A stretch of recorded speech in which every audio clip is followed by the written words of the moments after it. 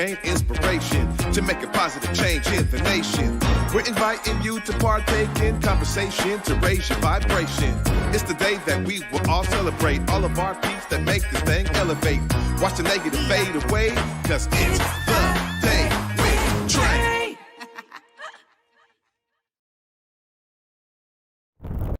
Grand Rising, everyone. Welcome to the Day with Trae. I'm your host, Trae Holiday. I want to welcome you to a terrific Tuesday, y'all. I'm so excited because I get to actually sit in this comfortable position with my first guest, Chelsea Richardson, phenomenal teacher and poet who is here to talk about re-releasing her book, All Water is Perfect. Nope. She just said it to me, but that's okay. I'll let her tell you all about it. But I'm excited that she's here joining me today. And I get to also spend some time later on in the show with Big O, y'all, the CEO of Converge Media. It's been a minute since he sat here on the new chairs with me for the Day with Trae. So I'm excited that he'll be joining me later on in the show to talk more about the amazing and uplifting work Converge Media is continuing to do. But of course, it is the top of the show, y'all. So it's a perfect time to tag and share the stream right here. Go ahead and participate with us and help us grow.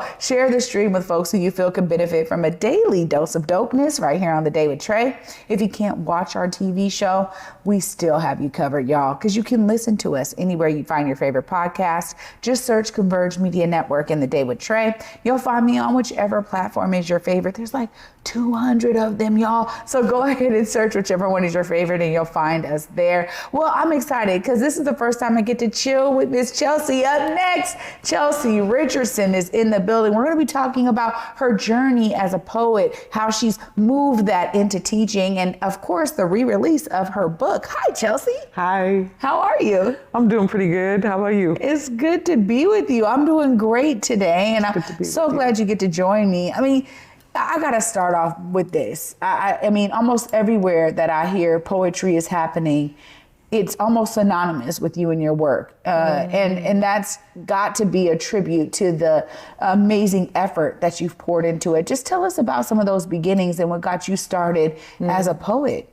Well, I mean, I started writing poetry really young. My mom was an English teacher, and so writing and literature and those things were always really important in my life. Like I remember my mom saying things like, you don't ever put anything on top of a book. Like you don't put, I don't know, a loaf of bread on top of a book, or books are sacred. And so I grew up with that mentality, but also my grandmother was a really great storyteller, and I knew who James Baldwin was when I was really young, before I even understood what kind of prolific artist and writer he was.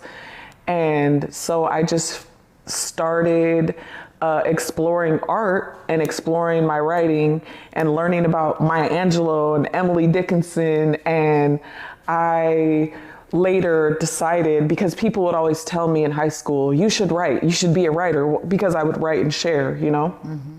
I would carry a book around with me wherever I went and just write in it. And I really felt kind of instructed by, to be completely honest, in the early years, I felt inspired by like a godly or spiritual, you know, guidance. That was just what drove me to write, and I felt supported by that. Mm. And then I decided to go to UW and write and learn, I guess, the craft. And as a spoken word artist, because I was also on the spoken word scene at the time, performing at slams and competing with some of the greatest poets that ever came out of Seattle, and really learning how to be on stage and be an artist and be true to my writing. I then just started compiling my works, and then over time finally decided to publish. Wow. Yeah. I mean, there's always these, pillars or these very specific like pulls to something. So I love hearing that kind of spiritual connection and feeling the need to do your own works. But it's also, you know, I always think of poetry as such a personal thing, right? And so tell us about how you decided to start really sharing out the work with folks, and how maybe, you know, where you drive your poems from. So at a very young age, because my grandmother was a storyteller and a piano player, she played the piano at the age of 3. Her dad would actually wake her up. He would come home after a night of drinking and wake her up and ask her to play the piano. Wow. So I grew up listening to her perform and tell stories. And so, of course, I imitated that. You know, as a child, you know, when you get up with your cousins or whatever and you stand by the piano and you just made up a play in 10 minutes or whatever. And then your family is like, oh, great job. I think that's where I started to feel like a pull towards being in front of people and being able to just explore that, I guess, quote unquote, entertainer side of myself.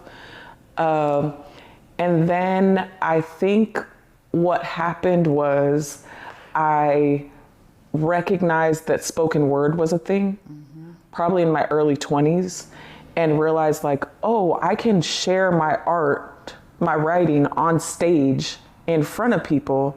And it was really scary then, but now it's kind of second nature. And so that's just... I love it. But, you know, I feel like, too, there's like this poetry community. I mean, you were talking about being a part of slams and, you know, the circle starts to get smaller and smaller, you know, up here in the Pacific Northwest. Tell us about the ways that you've been building connections in that community and, like, you know, how you know, what I love is like artists supporting other artists and like what that looks like. Just tell us a bit about how that's worked for you. So I see myself as the kind of artist who is always trying to support other artists because I love art. So I try my best. Let's say, for example, like last night I went to Rhyme and Reason at the Collective, which is a show done by the Collective, but also Jay Reichel, who is a poet, activist, who now lives in Atlanta, but lived here for a while. And they did this show. I've been a part of this show before and been able to perform, but I've been deciding more recently to come and be a listener.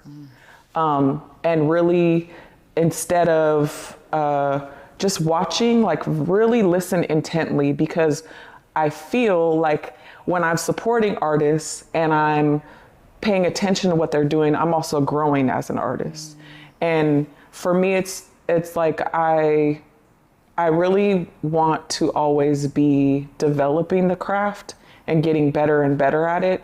And part of that is like looking and watching and seeing what other people are doing. But I also do an open mic and writing session at the Made Space every third Thursday. It's called Smoking Word. I do that with Ebo Barton, and we actually smoke weed and do poetry. I can't really smoke during that show. The times that I have, I'm not in a good space because I feel like I need to be super clear because I'm the host. But people enjoy themselves, and it's really an opportunity to come and develop yourself as an artist and find, literally in that made space, find space to be creative and let go, and then perform whatever it is you want to perform. You can sing, you can rap. It's not, you know, like specific to poetry, even though we do a writing prompt. The goal is to give people space to share. Wow. I mean, this is really important too. I mean, in terms of, you know, expanding that community and those connections, and then finding ways to collaborate with one another with events like that is so key. How do you utilize all that you have gained as a writer, a poet, spoken word artist, you know, being out here in community, into your teaching? Tell us more about your path of teaching. Yeah. Well, the two kind of have always been synonymous because my mom is also a teacher. And so she used to say to me that I would be a teacher, and I was like, no, I absolutely will not. But I would line my friends up, and basically it would be a classroom, like, and some of the older kids too, you know, at like 5, like, I don't know what I was telling them to do, but I remember specifically like wanting to be there to instruct, but that was a childish way of understanding teaching. But now I really understand that teaching is more about like breaking things apart and being a guide and knowing the right tools and understanding like how people learn. And so there's a lot of like needing to know yourself really well. And understand psychology. And so when I first told myself, like, I am going to be a performer and I'm going to perform at these, and I'm going to participate in slams, I remember I would like walk from, I don't know, maybe I'd be on Broadway or something. I would walk from whatever street to whatever street, and I would probably looked crazy, but I would be reciting poetry out loud because I would be like, I'm gonna remember these poems or whatever. And then I would also go and teach at Leschi, teach preschool kids poetry. And then I would, because of Monique Franklin, who owns Inspired Child, and she's an amazing artist who does everything. She really mentored me and helped me to learn how to participate in art in the park. So then I was teaching poetry in the park at Judkins and then Lake Ridge. And so there are a lot of kids that I just know because I taught you poetry over the summer. I taught you what a metaphor was or onomatopoeia. And so when I'm doing that, when I'm teaching, I'm hearing, just like when I'm listening at an open mic, I'm hearing these beautiful words come out of the mouths of like young people, and I'm learning how to be a better poet because they are teaching me like, oh, I didn't even think you could do that with a word or a phrase. Or I never even, thought that maybe a certain rhythm might feel good to hear coming out of somebody's mouth or something, So they've always worked really well together. Now I'm teaching high school students and I have been for a couple years. And it's not so much poetry that I'm teaching them. It's just, like I said earlier, like breaking things apart and teaching writing, but teaching like more like how a thesis can guide a paper or, that kind of thing. Yeah. And it's all really spiritual, I will say. I'm not so much as religious as I used to be, but I really have to be centered and I really have to guide from a place of understanding and empathy. And that all involves like my spirit, right? Mm-hmm. And recognizing your spirit sitting here with you, and being connected to people. So, that's intense too, in such a great way, because it's also rare, right? In comedic science, there's a concept of like, the God in me connects and sees the God in you, right? Mm-hmm. And it's so real. And I'm so grateful for that. Our interactions have been felt like that for me on my end. So I love hearing you say that. Yeah. Because it's not the same with everyone. Right. Everyone doesn't actually give of themselves like that, or maybe open themselves up to that kind of interaction. Yeah. So thank you for that. Yeah. When we talk about all the things you do, now you're re-releasing your book. You got to help me and make sure the title is right. Because I was like, as soon as it started coming out of my mouth, I said, that is not right, Trae. But tell us why you're re-releasing it and what does the book consist of? Give us some more details about your book. I decided to re-release my book because I've been putting a lot of pressure on myself to do something new. And I realized that is not the kind of artist that I want to be.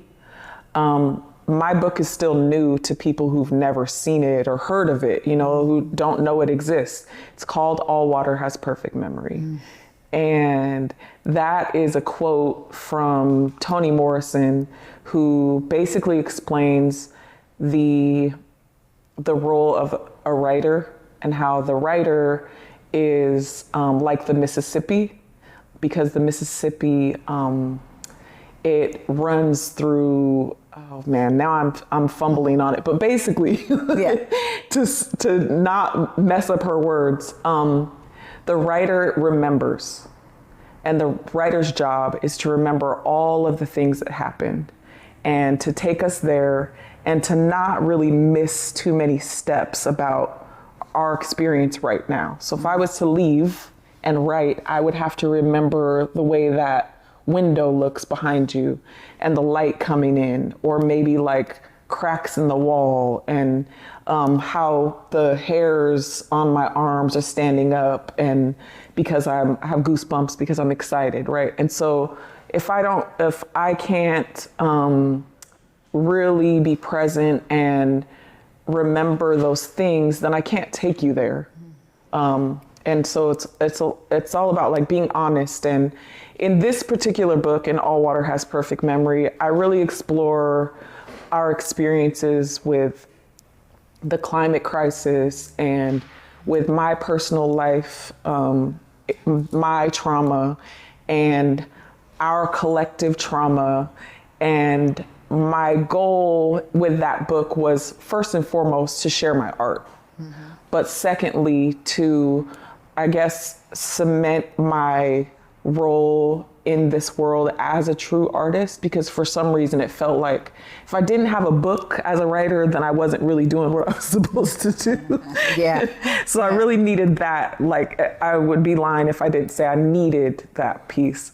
But I guess I was just felt guided to share with people the experience of my art and hopefully bring them in, help them understand like who I am and who they are through that work. Wow. Yeah. Well, you know, your title is spot on. I mean, we are majority in our bodies, majority is water.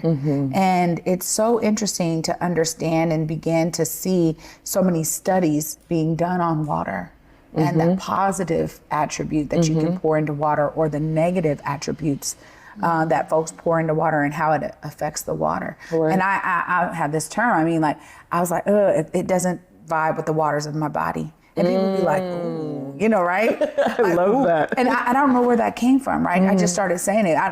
Maybe it was attributed to someone, I don't know. But like, it made sense to me, because I'm like, if it doesn't, I don't do, right? And so there's something really guiding about that. So I love the title. Thank you. And thank you for all of your work. Of course, if people want to connect with you, if they're like, yo, I have this amazing event, you got to be there, you got to drop some of your gems, look right there in that camera, closest to me right here, and let them know how they connect. So you can find me at Self Love Vigilante on Instagram. That is probably the best way to communicate with me. Or via email, which is also on my website at chelsearichardson.org. I am always open to talking to people. I want to know about you. I want to know about what you're doing. I want to be in spaces where people are creating art. So come find me.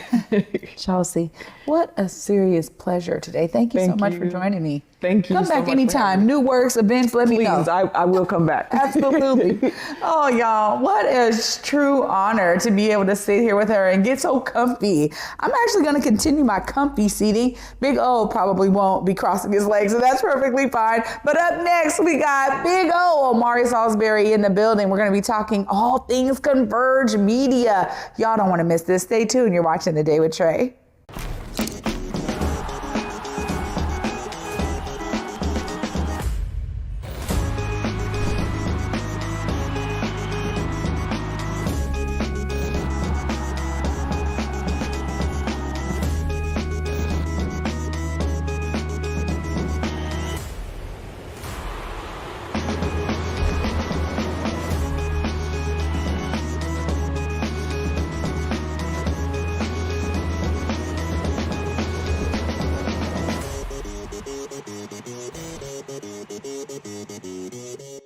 Africatown Plaza is our latest affordable housing development project. It's 126 units of affordable housing over community commercial space. It's the first time in my career, and I've been doing this for 10 years, that I was able to design for people who look like me. Africatown Plaza is a beacon of hope. Africatown Plaza is a love letter to the community.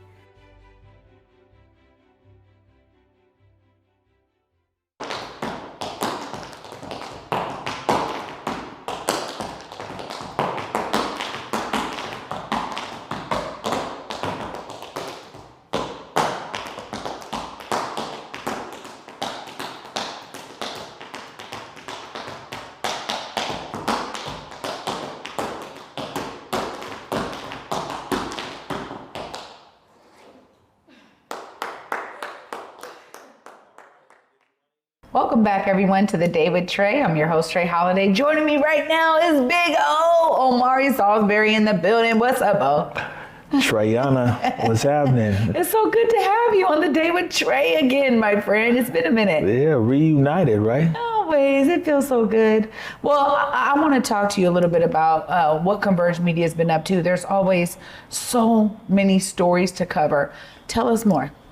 Well, I mean, first of all, let's start right here. Yeah. You know what I'm saying? I don't think that people recognize this unique space here in the Day with Trae, a unique space not only here in Seattle, but across this part of America where, you know, we're Black voices every single day, Monday through Friday. Who's giving the space, grace, opportunity, amazing video, fantastic photos, and an article, you know, when they come up. This is real deal.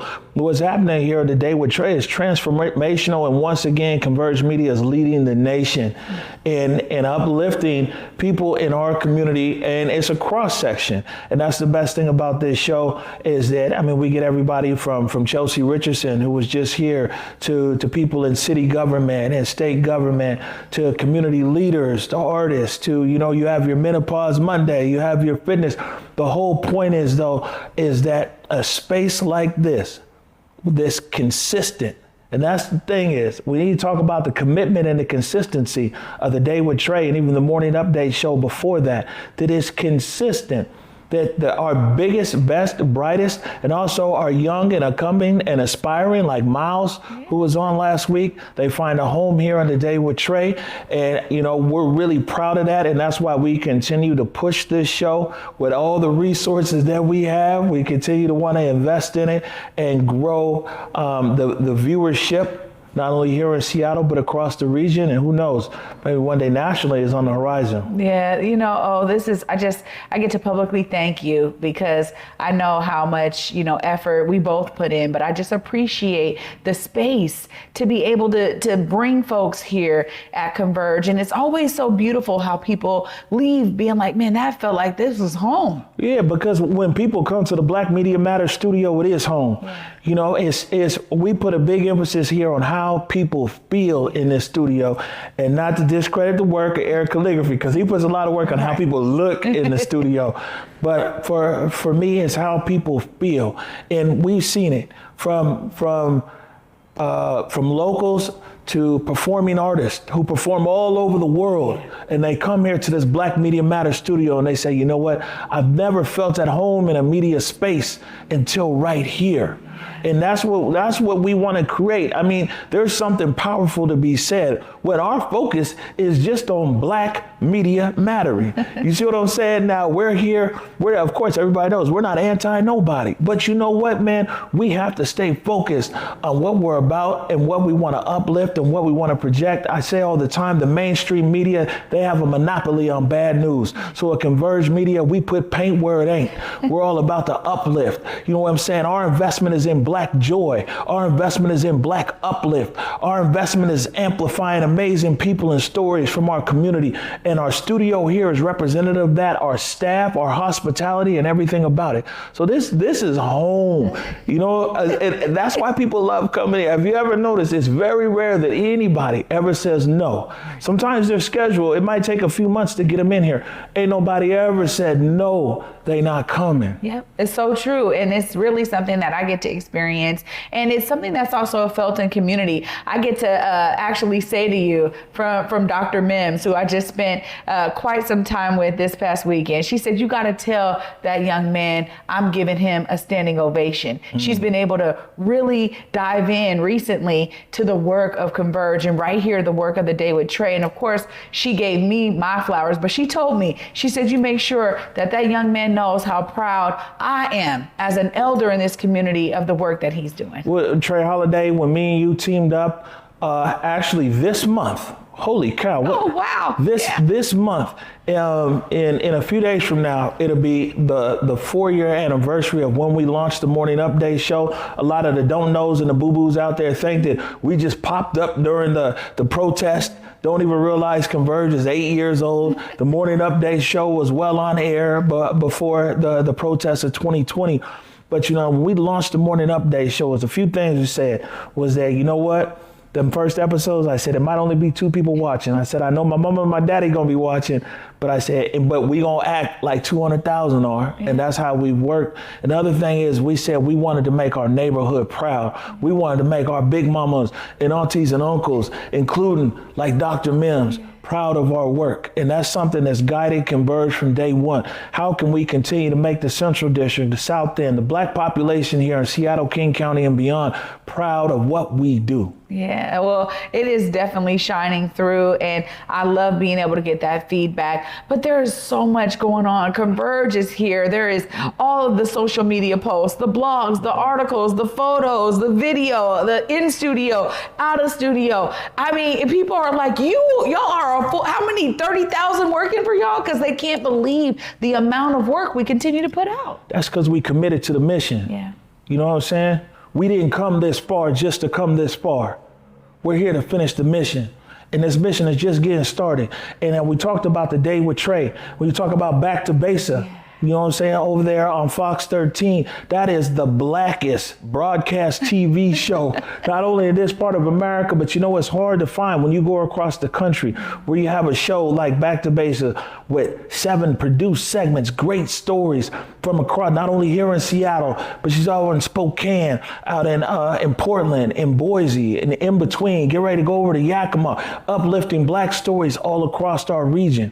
And seeing there on Fox 13 and now nationally in the Fox Local app, right? And so then you talk about our tremendous filmmakers with the film, Sankofa Theater, Inscape finale, it just came out that we partnered actually with Fox again, did 1 hour. It was 1 hour commercial free. Because we told them people at Fox, you know what? There ain't no right place to put no commercial in this story. So we gonna have to pull out, hey, listen, you're gonna have to pull out all the commercials on it, man, and they rolled with that. But imagine 1 hour commercial free to uplift that story of Tame Wakoma and Elijah Lewis and the Sankofa Theater. But beyond that, on the horizon, some of the things we're really excited about is the continued partnership with the Black Heritage Society of Washington State. You know what I'm saying? Highly represented here with their work, them and Mohai here on this wall. Of course, Baseball Beyond Borders, where we're proud again this year to partner with Baseball Beyond Borders, Major League Baseball, for the West Regional Finals. That's happening here. I'm a big baseball fan. We're also partners with the Iconic Sonics and the Iconic Sonics podcast, Bring Back Our Sonics. Had the pleasure of interviewing Mr. Sonics himself, Nate McMillan, and people can catch that podcast today. It's out across all of our platforms. But our biggest thing is, I know you mentioned the photos, the blog posts, all those kind of things. Converge's most important work is the work that most people won't see. And that's our work of supporting young people.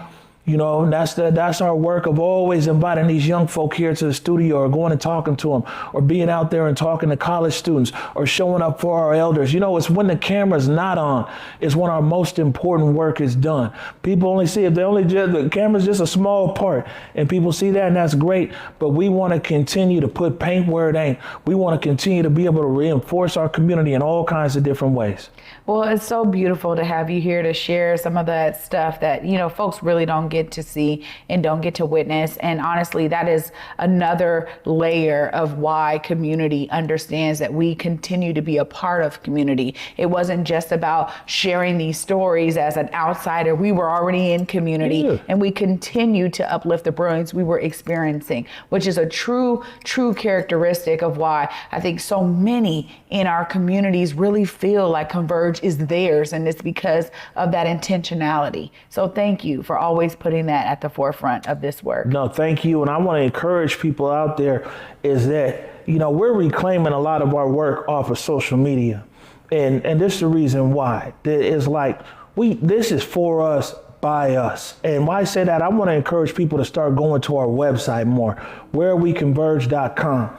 And you'll see more and more that the majority of our work is going to be housed there. We're going to put stuff out on social, we'll put teasers and everything else, but y'all need to come and be with us on our website. You know what I'm saying? We ain't create this platform for everybody. We created it for us. So you join us on our website, whereweconverge.com.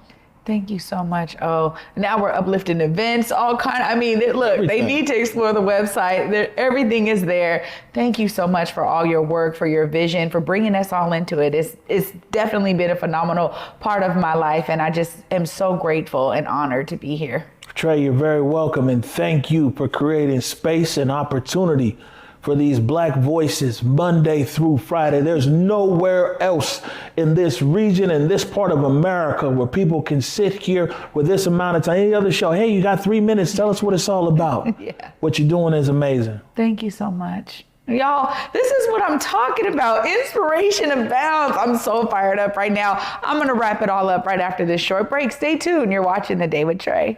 Africatown Plaza is our latest affordable housing development project. It's 126 units of affordable housing over community commercial space. It's the first time in my career, and I've been doing this for 10 years, that I was able to design for people who look like me.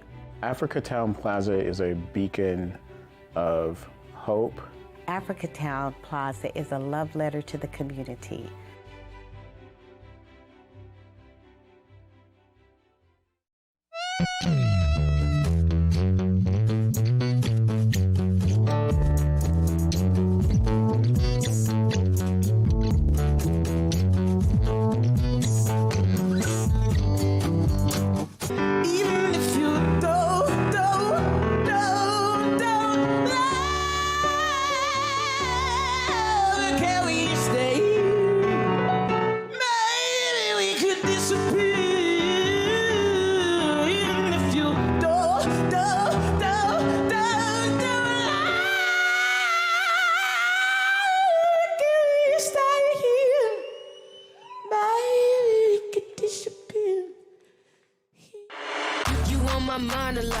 Don't need no time watch. I don't know how I got you in my pocket spot. Yeah, that's babe, need you every day. You seem like the barging down. Got my heart no barging in. From the bed to the floor to the couch. Might wake the neighbors up, but you in and break you out. In the end, we gon' make a child. Then we gon' hit the show. Part 2, we don't need no pause. Missy, we gon' get tipsy. Don't need a power shot. Copy my steal. Face the fact that copy my steal. A new COVID vaccine is here. It's designed to help prevent the COVID variants that we're seeing spreading now. Even if you got COVID before or got COVID booster shots and the vaccine, it's important to get this new vaccine. It's safe to get the COVID shot and the flu shot at the same time. Get both to prevent serious illness this fall and winter. Welcome back, everyone, to The Day with Trae. I'm your host, Trae Holiday. Oh, I'm buzzing today. Huge shout out to my guest, Chelsea Richardson, for bringing her intentionality and her giving of love, her God seeing the God in me. That is something that is special, y'all. And so make sure you go to chelsearichardson.org, check out all of her work and the re-release of her book. Y'all are definitely going to be pleased by it. And of course, big, huge shout out to Omari Salisbury for joining me today. You know, it's beautiful because I'm a part of Converge, but when I get to hear it through his voice and his purview, I'm like, yes, I get fired up all over again because he is so right. Right here, we are doing phenomenal work, and we're so grateful to be a part of community and help uplift community, creating impact media that inspires you all. So you know I'm inspired. I want y'all to be inspired because you too can find your way to be a part of the solution. Make sure you go over there to whereweconverge.com. Start paying attention to all of these phenomenal works that are there being housed there, because this is really a reflection of you. Thank you so much for watching, y'all. And for me, until tomorrow at 11 a.m. Peace.